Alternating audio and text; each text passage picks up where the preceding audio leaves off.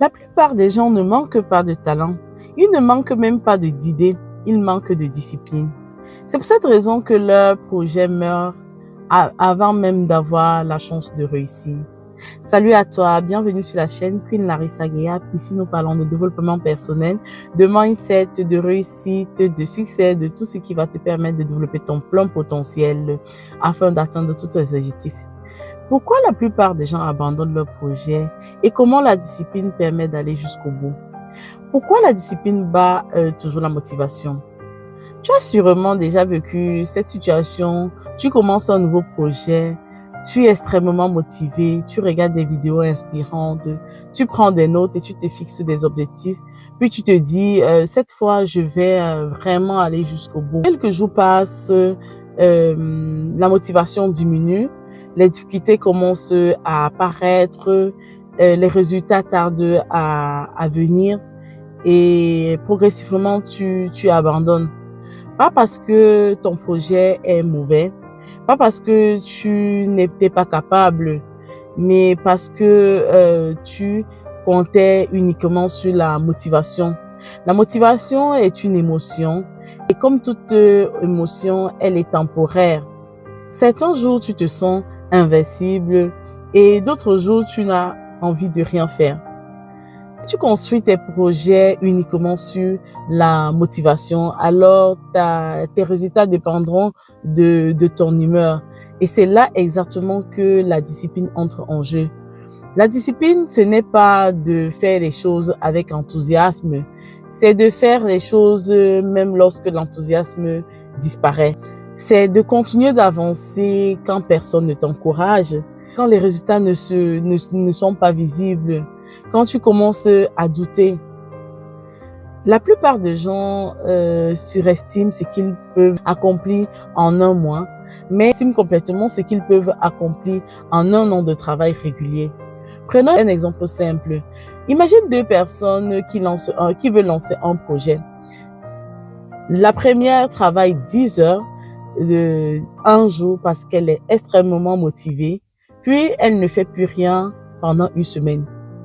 Et la deuxième travaille 1 heure par jour, tous les jours. Au bout de quelques mois, laquelle aura le plus avancé? La réponse est évidente. Le succès n'est généralement pas le résultat d'un effort exceptionnel. Il est le résultat des efforts ordinaires répétés pendant longtemps. C'est pour cela que la discipline est si puissante. Elle transforme des petites actions en grands résultats. Et contrairement à ce que beaucoup pensent, la discipline n'est pas quelque chose que l'on possède à la naissance. C'est une compétence. Elle se développe, elle s'entraîne, elle se construit. Comment? D'abord en arrêtant de dépendre de la motivation.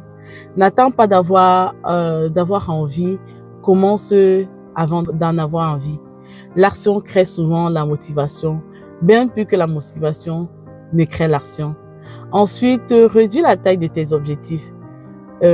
Beaucoup de personnes échouent parce qu'elles veulent tout changer d'un coup.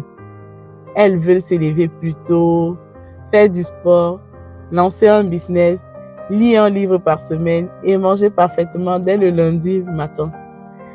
Quelques jours plus tard, elles sont épuisées. Commence petit, mais commence. Enfin, crée un système. Parce que les objectifs donnent la direction, mais ce sont les systèmes qui produisent les résultats.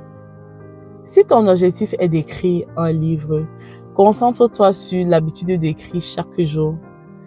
Si ton objectif est de créer une entreprise, concentre-toi sur les actions quotidiennes qui développent ton projet. Si ton objectif est de te remettre en forme, concentre-toi sur tes entraînements hebdomadaires. Les grandes réussites sont souvent les résultats des petites habitudes répétées pendant des années.